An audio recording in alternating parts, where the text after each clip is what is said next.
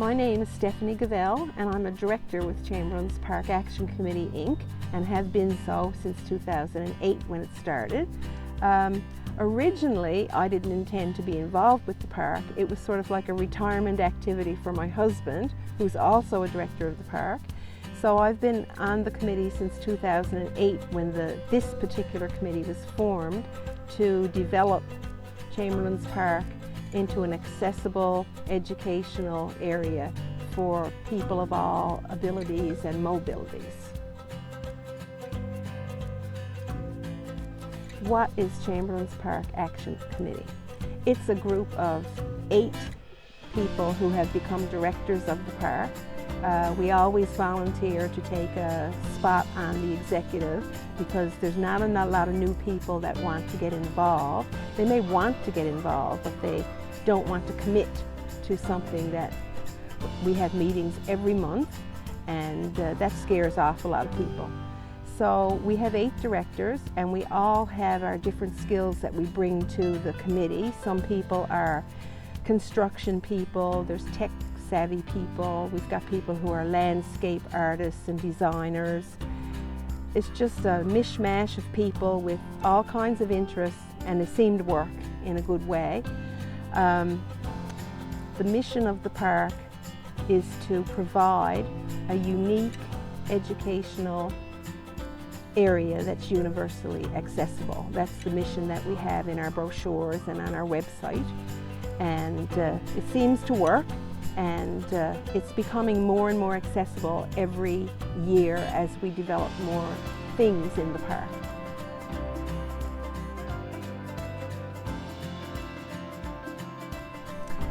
This group is special because we are all just a little bit crazy. We have a vision, and somehow or other we're getting that vision to come to fruition no matter what we've got to do. We've been very fortunate here because a lot of community groups have been on board to help us with projects, and that makes all the difference because people who are part of the building of the park take exception when someone vandalizes the park, and the more young people that we have on side doing projects, the less vandalism we will find in the park. So we've had the scouts, the Girl Guides, all aspects of it, like from the youngest to the oldest. We've had the 2562 Queen Elizabeth Army Cadet Corps are here almost every year. We've had the Church of Jesus Christ of Latter-day Saints have done a stint in the park one summer, and the CBS Strikers come and help us with projects whenever we request it, which is great. And then there's people that just walk the park that'll stop and give a hand picking up garbage or planting a flower or a tree. We actually just had someone drop by our house last night with a donation for the work of the park. So it's an interesting mix of volunteers and just do-gooders who like to see something grow in their community. And the place is hopping with people now with all the different little things that have been added over the years, like the classroom and the little free library, benches, as many as we can get in. We're trying to pay attention to accessibility regulations so that there's benches like every 100 meters or something, so people can almost see from one bench to the other. Well, I can walk that far, so I'll be able to sit down now and relax for a few minutes. And then we have our picnic tables, and this year we have our big project, which was the addition of more boardwalk through the bog. So now we have a 1,024 meter trail that's accessible. And there's places to sit all along the new park and all through the old park too. So more and more people are coming every day, and they're always commenting on what's going on. Nice to see young people working in the park. The Green Team have done a lot of projects over the last 10 years in this park.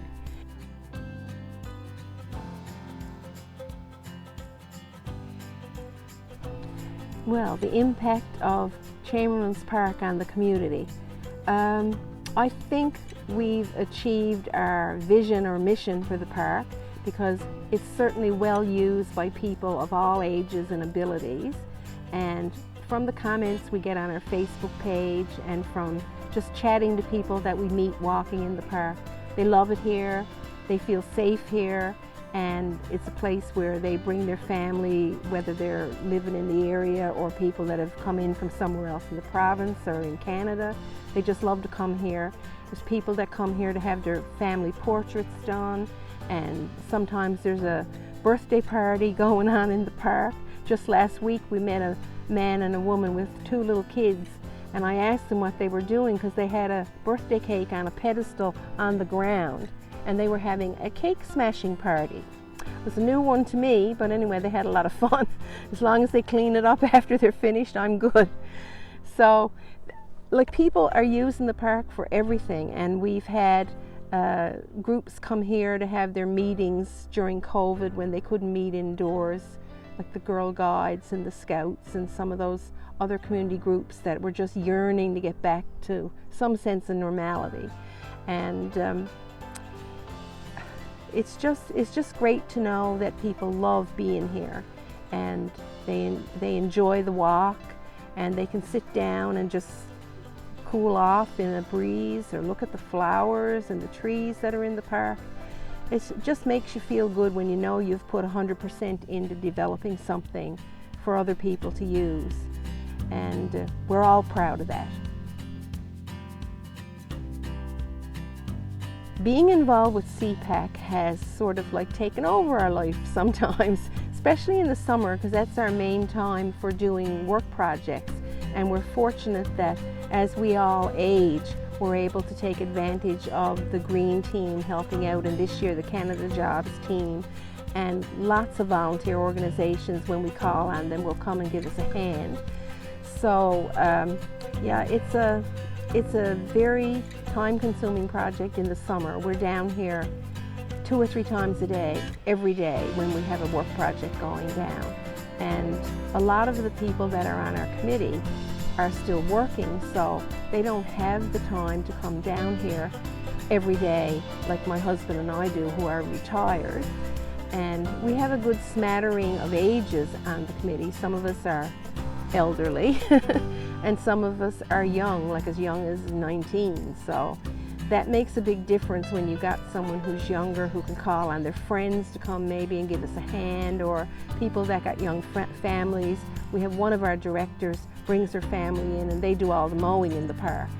So we're lucky that we've got a good smattering of ages who can help us with different projects, and we've all got our areas that we like to work on. My husband and I are the builders and the communicators, and Jeff and Elizabeth are the landscape designers and the planters, and then we've got other people who are more into the techie side. Josh is into tech stuff. Bev is our liaison with a lot of community people, and Venus and her family are the mowers, and Michael is our contact with the younger people who he's able to design a project and get them to do it. So it gives everybody a little ownership of a certain area of the park. So it's an everybody thing, it's an everyday thing sometimes, and it's very rewarding to be part of a project like this. You can contact us via our Facebook page, which is Chamberlains Park, and we're on there every day when there's projects going on, putting on pictures, and there are over 700 people that follow our Facebook page. We are on Twitter at Chamberlains PK, and we also have a web page, www.chamberlainspark.ca, and we're available by phone at 834-3445, and we welcome your comments on anything you see in the park. If you see something that you think needs to be fixed, we can be contacted, and we'll get at it as soon as we can. And you can also contact us through the town of CBS, because we're a member of the CBS Parks Commission. So if you see something strange going on, municipal enforcement is the group to call at the town. And otherwise, one of our other areas that we have for contact.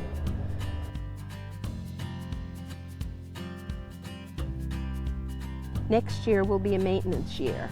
We're going to kind of just sit back, find out what things have to be fixed or modified in the park, and that will be our focus now for the next year or two.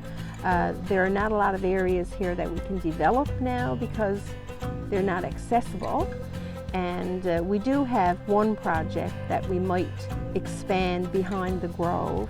There's probably a half an acre to an acre up there that's on a hill that we might be able to do something with, but we haven't really looked into it yet because of the magnitude of the projects we were already working on.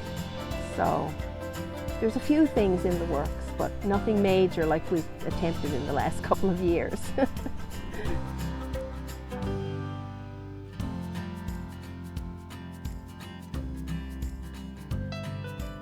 We'd be happy to have people come out and get involved with Chamberlains Park.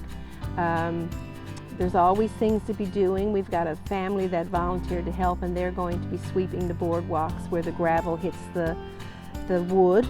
And I mean, that saves our members from having to come down every week or so and do that ourselves. If you see anything awry in the park, you can let us know. And if you're ambitious enough, you can probably fix it. We have a couple of people that when there's vandalism in the park, they go home and get their sanders and sand off the graffiti and stuff. So there's always little jobs to be done. So we'll be happy to have anybody help us.